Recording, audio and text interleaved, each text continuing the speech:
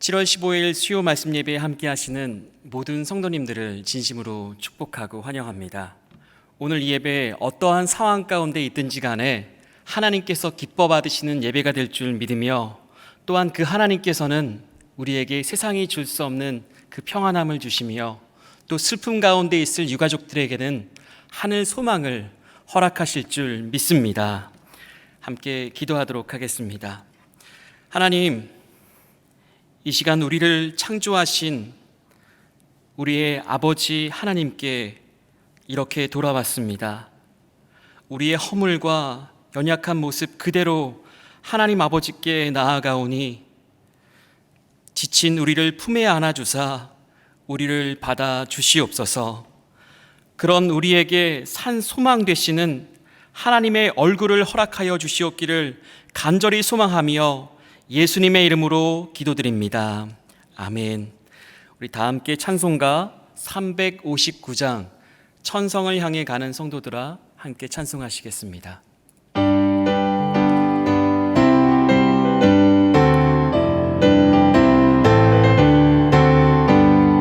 천성을 향해 가는 성도들아, 앞길의 장애를 두려워 말라. 성령이 너를 인도하시리니 왜 지체를 하고 있느냐. 앞으로 전성을 향해 나가세. 전성물만 바라고 나가세. 모든 천사 너희를 영접하러 문 앞에 기다려 서 있네. 너 가는 길을 누가 비웃거든 확실한 증거를 보여주어라. 성령이 친히 감화하여 주사 그들도 잠기를 찾으리. 앞으로 전성을 향해 나가세. 전성물만 바라고 나가세. 모든 천사 너희를 영접하러 문 앞에 기다려 서 있네. 너 가는 길 모두 가기 전에 내 손에 등검을 꽂지 말아라. 저마귀 흉계 모두 깨트리고 끝까지 잘 싸워 이겨라. 앞으로 전성을 향해 나가세. 전성물만 바라고 나가세. 모든 천사 너희를 영접하러 문 앞에 기다려 서 있네. 아멘. 오늘 우리에게 주시는 하나님의 말씀은 구약성경 미가서 6장 6절부터 8절까지의 말씀입니다. 미가서 6장 6절부터 8절까지의 말씀을 제가 봉독하여 올리겠습니다. 내가 무엇을 가지고 여호와 앞에 나아가며 높으신 하나님께 경배할까?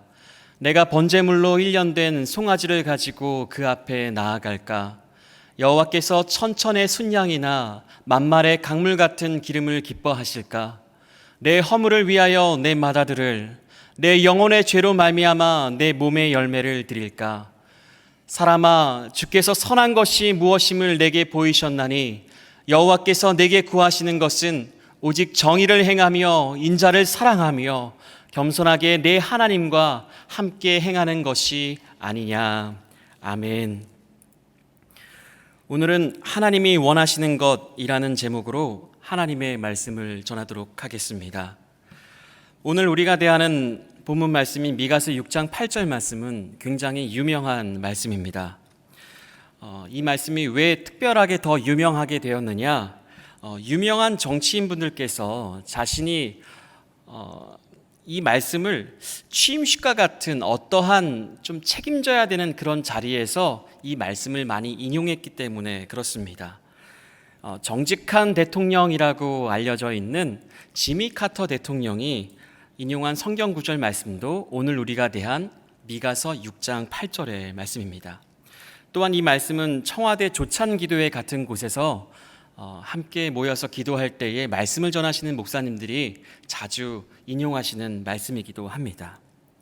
도대체 이 말씀의 의미가 구체적으로 무엇이길래 많은 정치인들이, 지도자들이 이 말씀을 붙잡길 원하며 또 하나님께서는 우리에게 이 말씀을 하필 이때에 우리에게 허락하시는지 궁금하지 않습니까?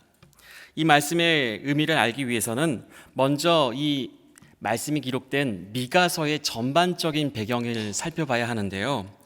먼저 미가라는 선지자는 우리가 잘 익숙하지 않을 수도 있지만 이사야라는 그 선지자와 동일한 시대에 활동을 했던 선지자였습니다. 그 시대에는 이스라엘 나라 주변에 아수르라는 그런 강대국이 있었는데요. 이 아수르라는 그 강대국에 의하여서 굉장히 불안한 때를 이스라엘 나라가 경험하게 되었습니다. 그 부분이 바로 열왕기 하 17장과 19장 사이에 기록된 그 때가 바로 미가서의 배경이 되는 시대입니다. 이 시대는 사회적으로 굉장히 혼란스러운 시기였습니다. 삶의 원칙들이 무너지고 많은 사람들이 눈치를 보게 되고 또 양심을 파는 자들이 판을 치는 그런 혼란한 세상이었습니다. 계층 간에는 분열이 생기고 도덕적으로 부패했고 시장 경제는 불의로 가득했습니다. 특히 지도자의 부정과 죄악은 하나님의 마음을 굉장히 슬프게 만들었습니다. 그런 하나님께서는 이사야와 미가와 같은 선지자들을 통하여서 말씀을 하시는데 이사야를 통하여서는 왕과 귀족층들을 위하여서 또 미가를 통해서는 서민을 위해서 말씀을 전하셨습니다. 이런 미가서 말씀 가운데에서도 가장 핵심이 되는 말씀이 오늘 우리가 받은 본문 말씀인 6장 8절의 말씀인데요. 제가 한번 읽어보도록 하겠습니다. 사람아, 주께서 선한 것이 무엇임을 내게 보이셨나니 여호와께서 내게 구하시는 것은 오직 정의를 행하며 인자를 사랑하며 겸손하게 내 하나님과 함께 행하는 것이 아니냐. 이렇게 기록되어 있습니다. 먼저 이 말씀은 사람아 이렇게 시작하고 있는데요. 그러면서 주께서 선한 것이 무엇임을 보였다라고 말씀하시는데, 그렇다면 여기서 말씀하고 있는 사람아, 이 사람은 도대체 어떤 사람일까요? 당시 시대를 생각해 보면 되는데요. 어지럽고 혼란한 시대 가운데에 잘못된 선하지 못한 선택을 했던 사람들이 생길 수밖에 없는 그 시대였습니다. 아수르 편에 섰던 사람들 또는 자신의 유익을 위하여서 남의 눈에 눈물이 흐르게 만들었던 그런 사람들을 지칭하고 있습니다. 그런 선하지 못한 삶을 선택했던 사람들은 그렇다면 그러한 선택이 선하지 못한 것을 몰랐기 때문에 그런 선택을 했을까요? 아닐 것입니다. 알았습니다. 알기 때문에 마음이 괴로웠습니다. 선하지 못한 삶을 선택했기 때문에 그들의 삶은 당장 윤택해 보이고 평온해 보일 수 있지만 그들의 속마음은 힘들었습니다. 불안했습니다. 아니라는 생각은 했지만 바른 선택으로 바꿀 수 있는 용기가 부족했습니다. 그들 가운데는 하나님을 믿지만 선하지 못한 선택을 하게 된 사람들은 더더욱이 괴로웠을 것입니다. 그런 사람들이 자신의 이러한 불편한 마음을 해결하고자 했던 행동들이 오늘 본문 말씀 가운데에 나와 있는데요. 바로 6절과 7절 가운데에 나와 있습니다. 내가 무엇을 가지고 여호와 앞에 나아가며 높으신 하나님께 경배할까? 내가 번제물로 1년 된 송아지를 가지고 그 앞에 나아갈까? 여호와께서 천천의 순양이나 만만의 강물 같은 기름을 기뻐하실까?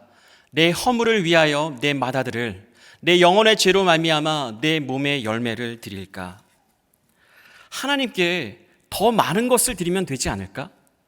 더 많이 드리면 하나님께서 나의 죄를 용서해 주지 않을까? 1년 된 송아지, 천천의 순양, 만만의 기름, 그것도 부족하면 혹시 내 맏아들이라도, 아니 내 몸의 열매라도 하나님께 드릴 수 있으면 하나님께서는 그 물질 때문에, 나의 제사 때문에 나를 용서해 주지는 않았을까라는 그런 생각을 하게 되었다라는 것입니다. 그런 선택을 하며 그런 행동을 했던 사람들에게 주시는 말씀이 바로 오늘 미가서 6장 8절 말씀입니다. 사람아, 주께서 선한 것이 무엇임을 내게 보이셨나니. 하나님께서는 그들에게 원하는 것이 그것이 아니다 라고 분명하게 말씀하십니다. 우리는 살면서 누군가와 선물을 주고받을 때가 있습니다. 선물은 받는 사람이 받고 기뻐할 만한 것을 주는 것이 마땅한 것입니다. 기쁨의 기준이 선물을 주는 사람에게 있으면 그 선물은 의미 없을 때가 훨씬 더 많습니다. 그 선물을 받고 기뻐할 사람을 생각하며 선물을 고르고 포장하고 또 감사의 마음을, 축하의 마음을 편지에 담아서 주는 게 그 선물의 참된 의미를 살리는 행위라고 볼 수 있다라는 것입니다. 그런데 나에게 너무 많아서 필요 없어진 것들 중에서 적당한 것을 아무리 많이 준비해서 선물로 준들 그것이 상대방을 기쁘게 하지 못한다면 무슨 의미가 있겠습니까? 하나님께서도 마찬가지로 생각하셨습니다. 우리가 하나님께 무엇인가를 드릴 때에 내가 드리면서 기뻐하는 것을 하나님께 드리는 것이 아니라 하나님께서 원하시는 것을 하나님께 드릴 때에 그것이 하나님의 기쁨이 되는 줄 믿습니다. 오늘 미가서 6장 8절의 말씀 가운데에 하나님께서 우리에게 받기를 원하는 그러한 삶을 말씀하고 계시는데요. 6절과 7절에 기록된 주님은 사람의 마음만 평안해주는 그런 수많은 물질들이 아니라 바로 정의를 행하며 인자를 사랑하며 겸손하게 하나님과 행하는 것, 그것을 하나님께서 원하고 계신다라는 것입니다.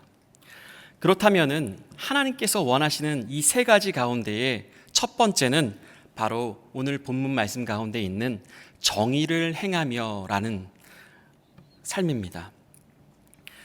정의를 행하다, 이 말씀처럼 막연한 부분도 없는 것 같습니다. 정의를 행해야 하는 것을 알기는 알겠는데 그러면 도대체 뭐가 정의이겠습니까? 라고 묻는 분도 생길 수가 있습니다. 정의의 정의는 무엇입니까? 말장난하는 것 같은데요. What is the definition? 오랜만에 영어하니까 안 되네요. Definition of justice. 정의의 정의. 우리가 정의가 무엇인지를 알기 원한다면 누구에게 물어봐야 할지부터 정해야 합니다. 제 서재에도요, 제 책장에도 정의란 무엇인가라는 똑같은 제목의 두꺼운 책이 2권이나 꽂혀 있습니다. 한 권은 생일 선물로 받았던 하버드 교수님인 마이클 샌델 교수님의 책이고요. 하나는 우리 뉴욕 맨하탄에 있는 리디머 처치의 팀 켈러 목사님이 지으신 책입니다. 이 2권의 정의란 무엇인가 라는 두꺼운 책이 꽂혀져 있지만 여러분들이 여기에서 기억하실 것은 제가 이 책을 선물로 받았지만 다 정독하지 못했다라는 것입니다. 선물은 받는 사람이 기쁜 것을 줘야 되는 것이 선물입니다. 다시 한번 말씀드리지만 이 두 책에서 말하는 정의는 비슷한 부분도 있지만 다른 부분도 있습니다. 이 두 책을 통하여서 정의를 내리는 것은 간단하지가 않았습니다. 이 책들에서 말하는 정의보다 지금 이 시간은 성경 말씀을 통하여서 하나님의 정의가 무엇인지를 살펴보길 원하는데요. 먼저 요한복음 6장 2절의 말씀을 보면요. 16장 2절의 말씀을 보면은 사람들이 너희를 출교할 뿐 아니라 때가 이르면 물은 너희를 죽이는 자가 생각하기를 이것이 하나님을 섬기는 일이라 하리라 라고 생각하는 사람들이 있었습니다. 여기에는 자신이 행하는 것이 정의라고 생각한 사람들에 대하여서 기록을 하고 있는데요. 예수님의 제자들을 괴롭히는 사람들이 생각하기를 내가 하는 이 일이 정의로운 일이고 하나님을 섬기는 일이라고 그들은 생각했다라는 것입니다. 그들은 자신이 하는 일이 맞다고 생각했습니다. 이것이 의로운 일이라고 생각했습니다. 하지만 그들이 생각하는 정의는 정의가 아니라 착각이었습니다. 자신이 정의를 행한다는 사람들이 모두 옳은 일을 하는 것이 아니다라는 것입니다. 이러한 사람들은 선물로 따지면요, 이상한 선물을 대충 상대방에게 전해주고 상대방이 당연히 그것을 받으면 기분이 좋아 마땅할 것이라고 착각하는 것이라는 것입니다. 그렇다면 하나님이 미가서에서 밝히고 있는 정의란 무엇인가? 미가서 3장 1절의 말씀을 보면 우리가 알 수 있는데요. 내가 또 이르노니 야곱의 우두머리들과 이스라엘 족속의 통치자들아 들으라, 정의를 아는 것이 너희의 본분이 아니냐, 이렇게 말씀하고 계십니다.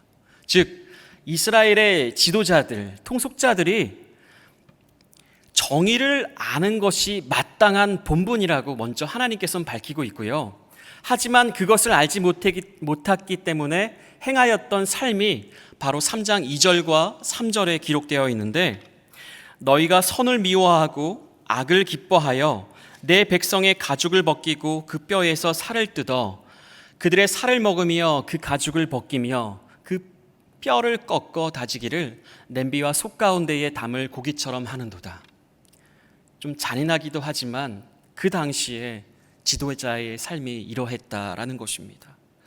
돌아봐야 될 백성들을 돌보지 아니하며 오히려 그들을 괴롭혀서 그들에게서 많은 것들을 착취하는 그런 행동을 정의를 알지 못하는 자들의 행동이라고 하나님께서는 미가서 3장에 분명하게 밝히고 있습니다. 우리는 이러한 하나님의 말씀을 통하여서 하나님께서 생각하시는 정의란 이렇게 정리해 볼 수 있습니다. 하나님께서 우리에게 맡겨준 사람들과 우리가 속한 공동체를 돌보는 것, 이것이 바로 하나님께서 우리에게 원하시는 정의다라는 것입니다. 지미 카터 대통령도 대통령이 되는 취임식 하는 그 자리에서 이런 말씀으로 백성들을 돌보며 섬기겠노라고 다짐하기 위하여서 이 말씀에 손을 얹고 선서를 했던 것이 아니겠습니까? 팀 켈러 목사님의 정의란 무엇인가라는 그 책 가운데에 이러한 말씀이 있습니다. 많은 그리스도인들이 은혜를 더 중시하고 정의를 부수적인 것으로 여깁니다. 그러나 은혜와 정의는 분리되지 않습니다. 우리는 은혜로 구원을 받습니다. 그리고 구원받은 우리는 이제 정의를 실천해야 합니다.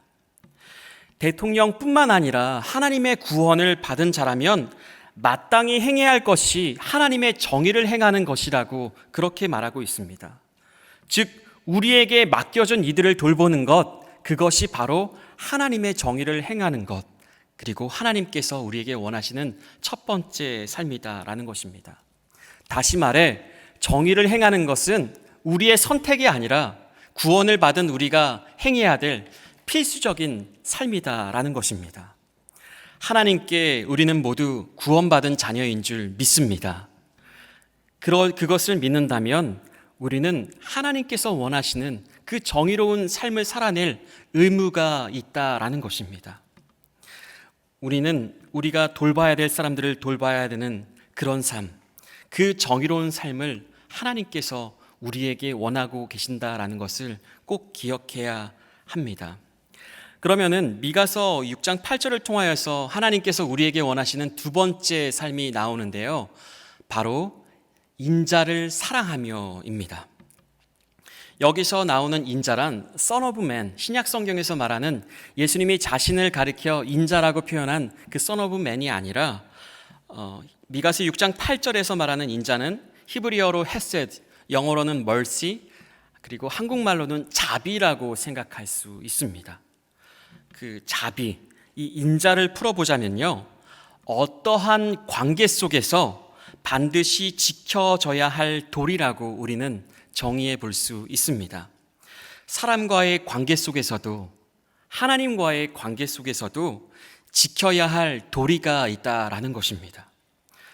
어지러운 세상 가운데는 이 도리를 지키지 못하는 사람들이 얼마나 많지 않습니까? 이러한 헤세드를 지금 이 시대를 살아가는 우리에게도 하나님께서는 원하고 계시다라는 것입니다. 그러한 마음이 호세아서에서도 하나님의 마음이 드러나고 있는데요. 호세아서 6장 6절에는 이런 말씀이 기록되어 있습니다. 나는 인애를 원하고 제사를 원하지 아니하며 번제보다 하나님 아는 것을 원하노라. 아멘. 여기에 나온 인애에 해당되는 히브리어 원어가 아까 인자에 해당되는 헤세드, 자비입니다. 하나님께서는 헛된 마음으로 드리는 제사보다 인애하는 마음, 인자를 사랑하는 마음, 그러한 마음을 우리에게서 원하신다라는 것입니다.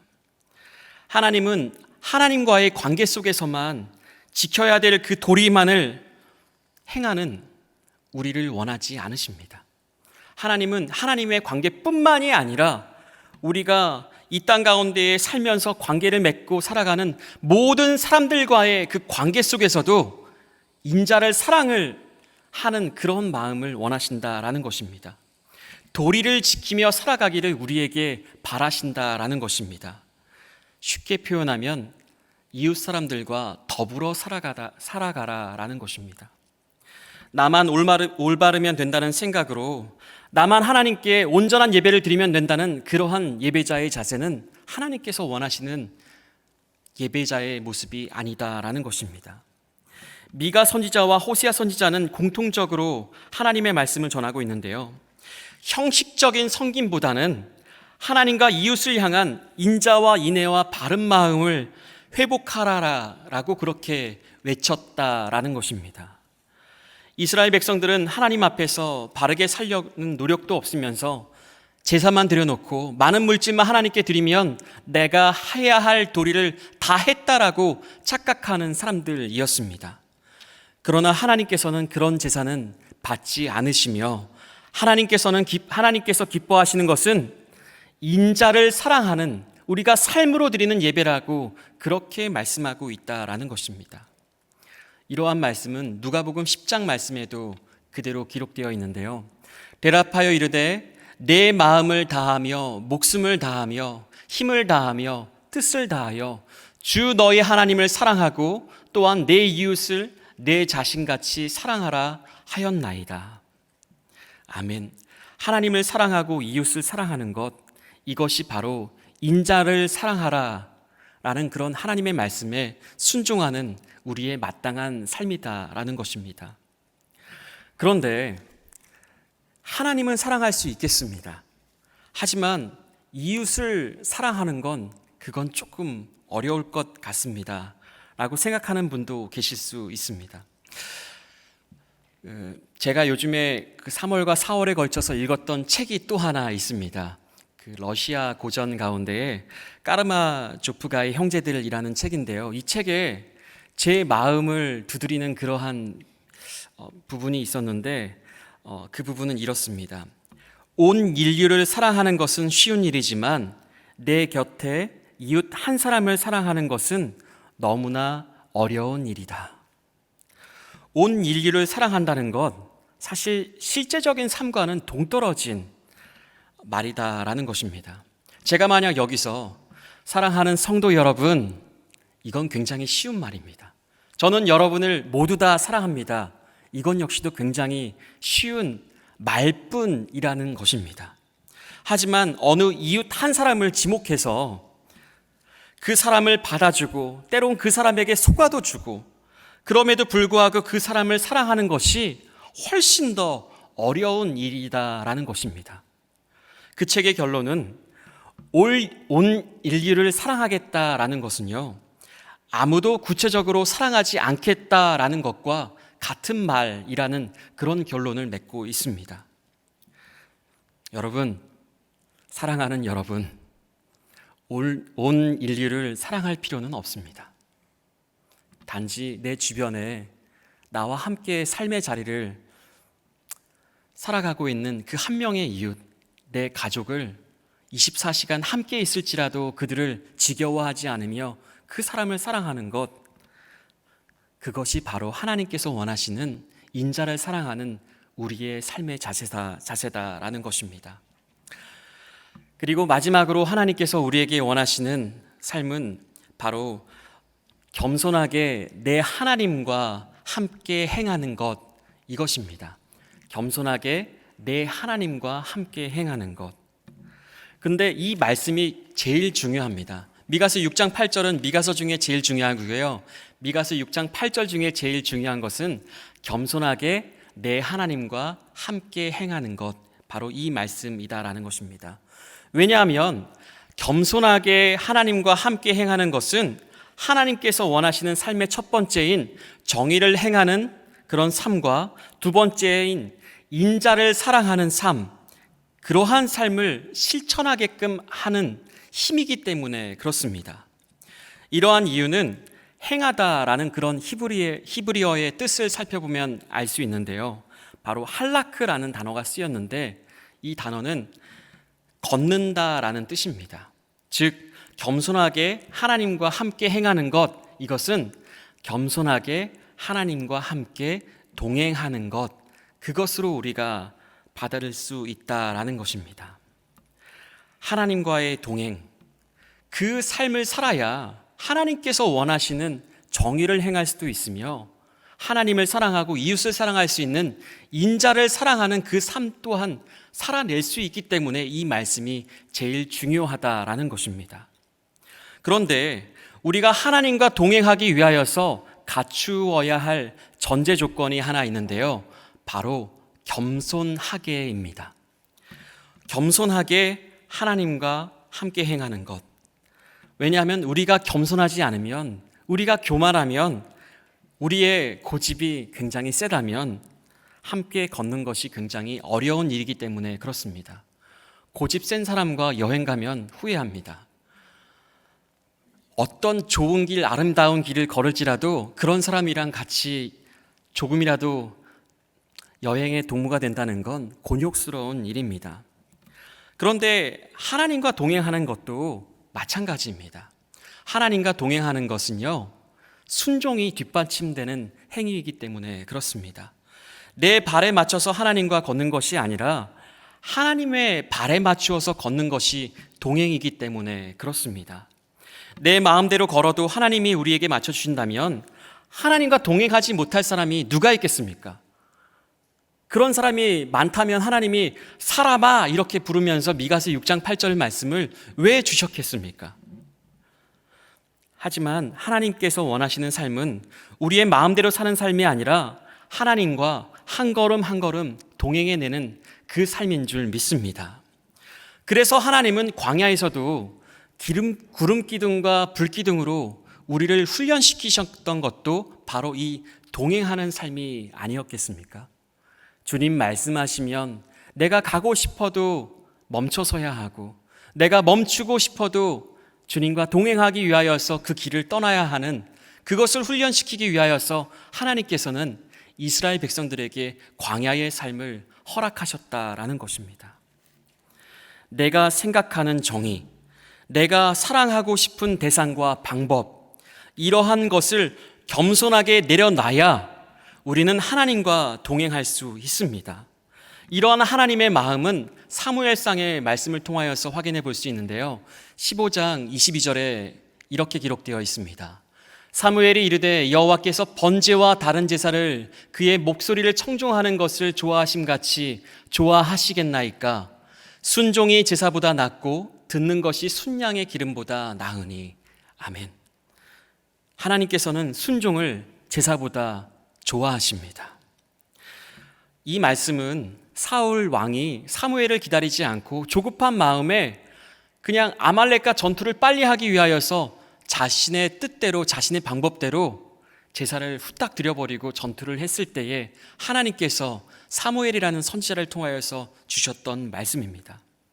하나님은 우리가 아무리 조급할지라도 하나님과 발맞추어 동행하길 우리에게 원하고 계십니다. 오늘 미가서 말씀도 이 사무엘상 말씀과 똑같습니다. 이스라엘의 지도자들은 많은 물질로 여러 번 하나님께 제사를 드리는 것을 원하였지만 하나님께서 우리에게 원하시는 것은 단 한 가지, 우리가 하나님과 발맞추어 동행하는 것을 원하셨습니다. 말씀을 정리하도록 하겠습니다. 하나님이 우리에게 원하시는 삶은 정의를 행하며 인자를 사랑하며 겸손하게 하나님과 함께 행하는 것이라고 말씀하였습니다. 하지만 이스라엘의 지도자들도 혼란스러운 이 코로나 위기 가운데 살아가고 있는 우리들의 모습도 사실은 그런 삶을 잘 살지 못할 때가 더 많이 있습니다. 그래서 하나님께서 보내어 주신 분이 미가서 5장 2절에 기록되어 있는데요. 베들레헴 에브라다야, 너는 유다 족속 중에 작을지라도 이스라엘을 다스릴 자가 내게로 나올 것이라. 아멘. 미가를 통하여서 하나님께서는 우리를 다스릴 자, 우리의 승리의 이유가 되시는, 소망의 미끄럼 되시는 예수님이 오실 것이라고 말씀하게 하셨습니다. 바로 이 예수님이 우리의 삶의 정답인 줄 믿습니다. 어떻게 살아야 할지를 모를 때에 예수님을 생각하면 됩니다. 예수님은 비굴하게 현실과 타협하지 않으며 하나님의 정의를 행하셨던 분이십니다. 또한 인자를 사랑하셔서 자신의 모든 것을, 피와 물을, 모든 것들을 쏟아내신 분이 바로 예수님이라는 것입니다. 그리고 한 걸음 한 걸음 우리를 살리시기 위하여, 본인은 죽기 위하여 골고다 언덕을 하나님과 동행하셨던 분이 예수님이라는 것입니다. 혼란스러운 시대입니다. 이 시대의 정의는 무너지고 사랑은 희미해질 수 있습니다. 그러나 예수님처럼 우리가 하나님과 동행하면, 하나님과 발맞추어 걷는다면 하나님께서는 우리의 삶을 기쁘게 받아주시고 우리의 삶의 예배를 흠양하여 주실 줄 믿습니다. 우리 이 말씀 붙잡고 같이 기도하도록 하겠습니다.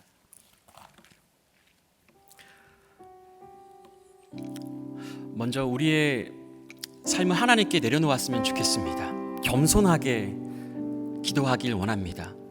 하나님은 우리의 생각대로 기도하는 것이 아니라 하나님의 뜻을 구하며 기도하길 원하십니다.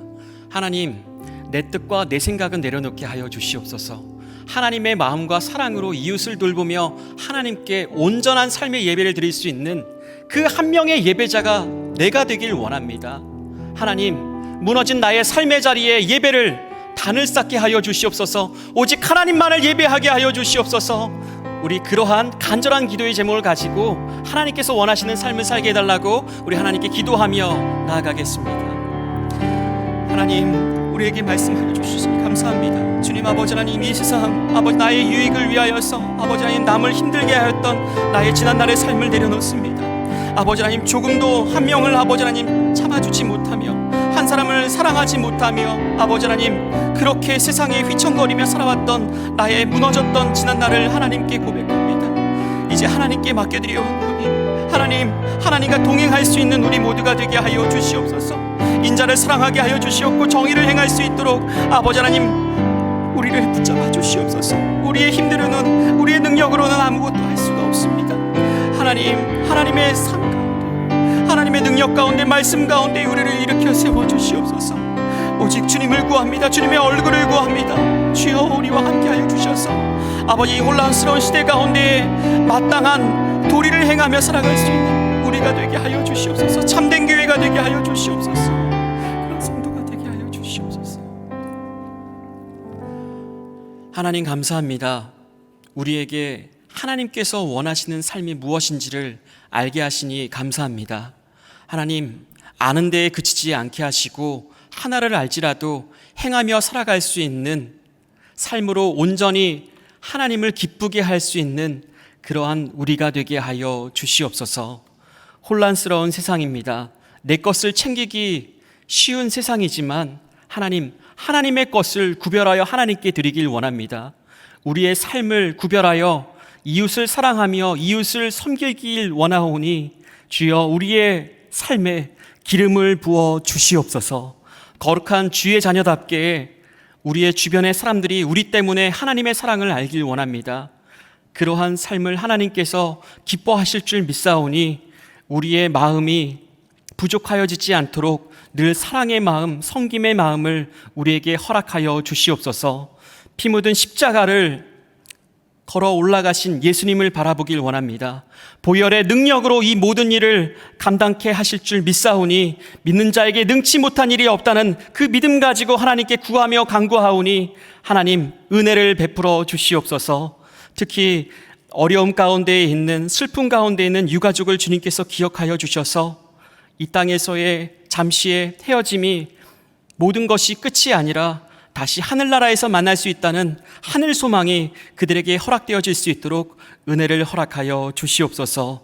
이 모든 말씀 우리를 위하여 아낌없이 내어주신 우리 주 예수 그리스도의 이름으로 기도하오며, 이제는 우리 주 예수 그리스도의 은혜와 하나님 아버지의 끝없는 사랑하심과 성령 하나님의 감동 감화 역사하심이 머리 숙여 하나님께서 원하시는 정의를 행하며 인자를 사랑하며 하나님과 동행하기를 원하는 주의 자녀들 머리 위에, 슬픔 가운데 있는 유가족들 위에 이제로부터 영원까지 함께할지어다.